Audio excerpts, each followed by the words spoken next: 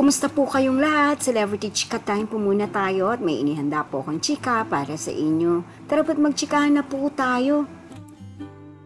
Asia's multimedia star na si Alden Richards live na live sa Grand Media Conference para sa kanilang upcoming movie ni megastar Sharon Cuneta. Yes, mga celebrity chika time, yan pong ichichika ko sa inyo na lubos rin pong usap-usapan sa social media ng mga netizens, lalong-lalo na nga po ng mga followers sa supporters ni Alden. Bago po tayo dumako riyan, nais ko po munang batiin mga timbahay, team abroad at mga seniors natin dyan. Shout out po sa inyong lahat at happy blessed Sunday po. Ngayong araw nga po ng linggo ang Grand Media Conference ni Alden at Miss Sharon Cuneta para sa kanilang upcoming movie na Family of Two. Ito po ay mapapanood natin sa kanilang FB account na kung saan ay naka-live nga po ang mga ito.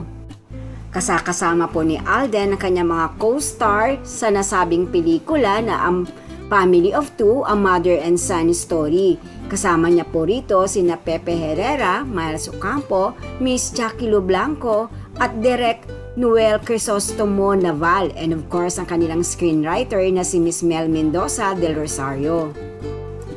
Narito po at panoorin po natin ang kaganapan sa kanilang media conference.